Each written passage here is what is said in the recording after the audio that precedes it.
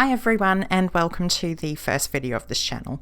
Today I'll be looking at different categorizations of writing scripts like abjads, abugidas, alphabets, etc., and why these aren't exactly set in stone. Before I get started, I'd just like to say that I'm not actually a professional linguist at all, or at least not yet, and I also understand that there are a bunch of different ways that you can categorize writing systems, so this is simply just one interpretation. That being said, all information in this video is heavily researched. So first we have syllabaries. So these are writing systems that use certain letters or characters to represent syllables in any given language. Examples of different writing systems that could be considered syllabaries include the Cherokee syllabary, as well as the Japanese hiragana and katakana scripts. I don't know a whole lot about the Cherokee syllabary, so in this case I'll be using the hiragana and katakana words as examples. So here at the top in katakana we have osutoraria, which is a commonly used term for Australia. And at the bottom we have hanashi, which is the word for speech or talking, written in hiragana.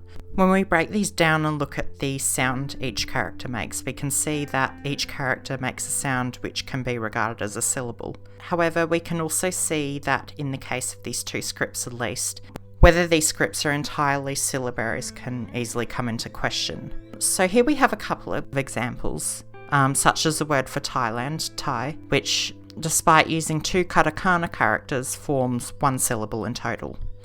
In this case, if the script was purely a syllabary, it could be thought that this word would be expressed using potentially only one character. We also have the word for goldfish, written in the hiragana script. So this word is pronounced more or less as kingyo. What can be seen is that as part of the script there is this character, which is simply the consonant n by itself. When added with the previous character, the sound becomes kin, which is only one syllable.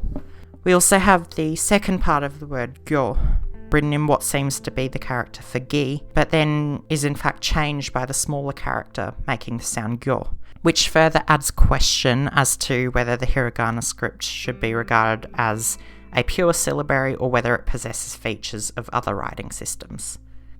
Alphabets. These are different to syllabaries in that each character or letter makes a vowel or consonant sound. Examples of writing systems which can be considered alphabets include the Latin-based writing system, which is what English and a whole variety of other languages use, as well as Cyrillic alphabets and the Greek alphabet. Here we have the word for alphabet written in Greek, and as we can see, each letter written, at least according to the English transliteration, represents one vowel or consonant. We have a similar situation when we look at the word for Moscow, which is written in the Cyrillic alphabet. However, we can see that with the word for computer written in the Russian Cyrillic script, it has one particular letter which, at least according to the transliteration, makes the sound U, which is not an isolated consonant or vowel, but rather a syllable.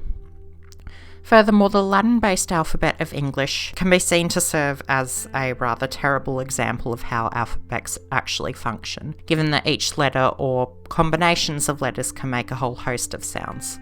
Or in other terms, letters do not actually correlate with a particular vowel or consonant sound in many instances.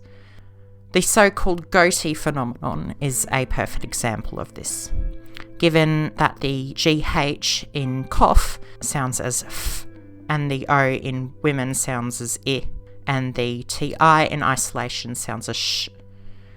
If English was spelt exactly as it sounds, you could expect to spell the word fish as GHOTI. Given this, it comes into question whether the writing system for English can actually be considered an alphabet if there is no real correlation between letters and sounds. Abjads, otherwise known as consonantal writing systems. Characteristics of this system can be found in many Semitic languages such as Arabic, Hebrew, and Neo-Assyrian Aramaic.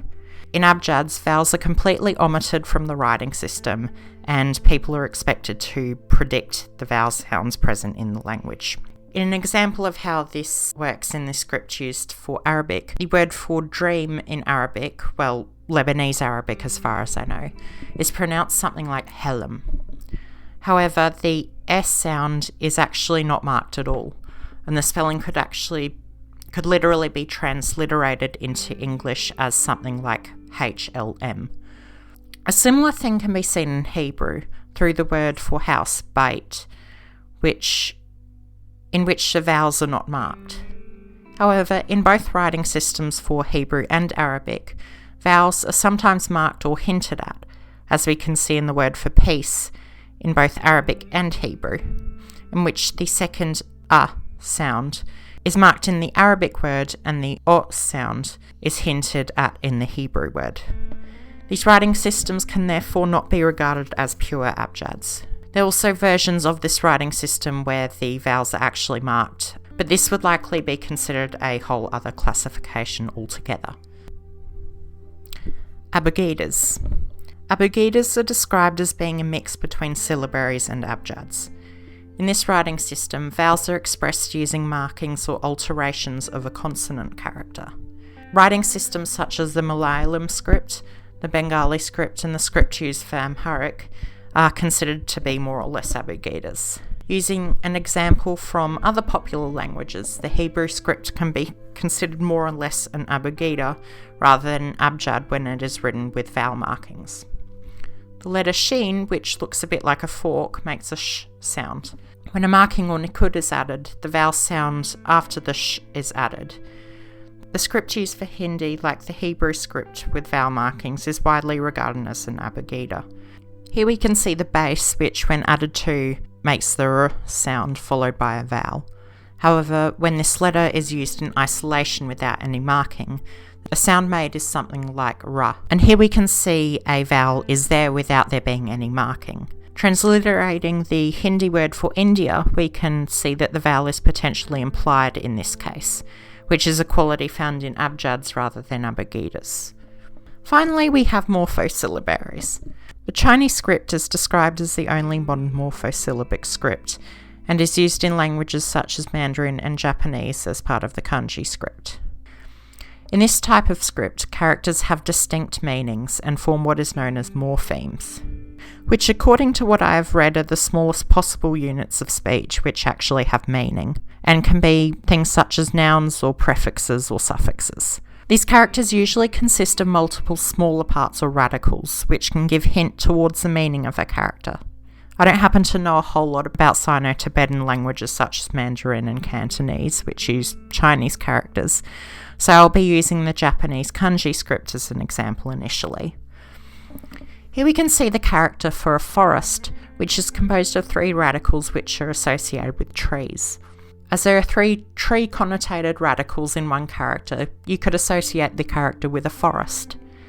However, it seems that in the case of Mandarin at least, characters can sometimes be used solely for the purpose of phonetics or sound, rather than symbolic meaning.